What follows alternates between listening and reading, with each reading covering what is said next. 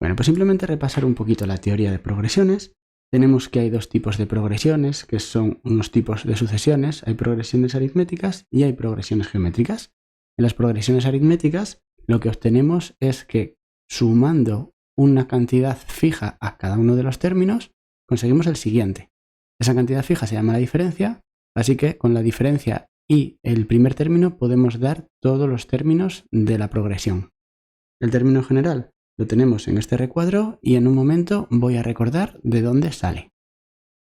En las progresiones geométricas lo que tenemos es que al multiplicar un término por una cantidad fija llamada razón, obtenemos los siguientes términos. El término general lo tenemos aquí y de nuevo necesitaremos simplemente el primer término y la razón. Por otro lado, una cosa que utilizaremos en algunos ejercicios es la suma de los n primeros términos, que obtenemos esta fórmula para las progresiones aritméticas, a sub n el término n, y n es el número de términos que sumamos. Y en la progresión geométrica tenemos esta otra fórmula en la que aparece a sub n y la razón elevada a n, siendo n el número de términos que sumamos.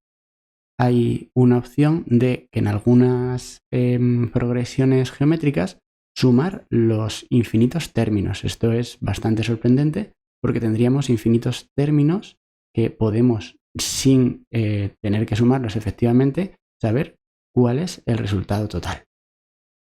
¿De dónde vienen estas fórmulas? Bueno, voy a repasar un poquito cómo sacar la fórmula de los términos generales y para ello lo que mejor me parece es poner un ejemplo. Si yo tengo una progresión aritmética como 7, 10, 13, 16, etc., fijaos que es una progresión aritmética porque lo que obtenemos es que al sumar a cada uno 3 unidades vamos consiguiendo el resto de términos. Entonces voy sumando 3 unidades a cada uno. ¿Qué es lo que pasa con a sub 1? Bueno, pues a sub 1 simplemente sería 7.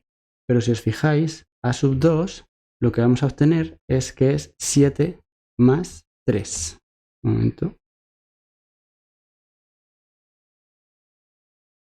El a sub 3 es 7 más 3 y más 3. O sea, hemos sumado 3 dos veces. Así que tendríamos 2 veces 3.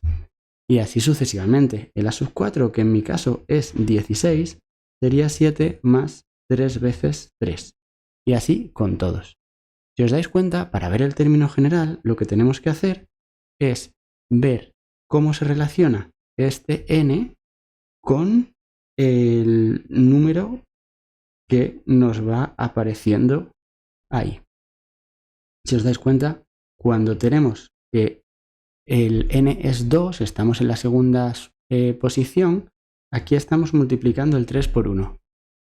Si el n es 3, estamos multiplicando el 3 por 2.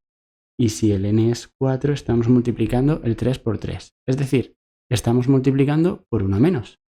Tendríamos 7 más n menos 1 por 3. O 3 por n menos 1. Este 3 de aquí es la diferencia. Si vosotros miráis esto y lo ponéis en general, lo que obtenemos en este primer sumando es el primer término, lo que obtenemos al principio del segundo es la diferencia, así que tenemos la formulita que podéis encontrar en el recuadro azul. A sub n es a sub 1 más la diferencia por n menos 1. Cuidado que la diferencia a veces es un negativo, entonces en vez de sumar la diferencia restaríamos. Tendríamos menos 3n menos 1 si estuviéramos restando. Para la suma de los n términos hay un proceso un poquito más largo y detallado. Justamente hoy lo expliqué en clase. Es posible que haga un vídeo separado explicándolo con más detalle, pero de momento lo vamos a dejar aquí. Simplemente repasaremos los términos generales. Pasando ahora a progresiones geométricas, lo que tenemos es una cosa muy similar, pero ahora estamos multiplicando. Vamos a empezar, por ejemplo, con 3. Y ahora multiplico y voy a obtener 6, y 12, y 24. Si os dais cuenta aquí, es una progresión geométrica porque estoy multiplicando por 2 cada término para obtener el siguiente. Es una progresión geométrica de razón 2. A sub 1 sería igual a 3. A sub 2 sería igual a 3 multiplicado por 2. 3 por 2 el 6. A sub 3, que es 12, sería 3 multiplicado por 2 al cuadrado. Si os dais cuenta, el exponente aquí va a estar relacionado con la posición, el subíndice. A sub 4 sería 3 por 2 elevado al cubo. Fijaos que esto también funciona con el a sub 1 porque el a sub 1 sería 3 por 2 elevado a 0. 2 elevado a 0 es 1 y multiplicaríamos, digamos que por nada, lo dejamos igual. Si veis la posición y veis el exponente, os podéis dar cuenta que justamente el exponente es una unidad menos que la posición. Así que el término general a sub n sería 3 por 2 elevado a n menos 1. Si ahora vemos que el 3 es a sub 1 en mi sucesión concreta y el r es 2 en esta sucesión concreta, lo que tenemos es el término general de esta progresión geométrica, que en vez de 3 y 2 tendríamos a sub 1 y r, y así funcionaría con todo.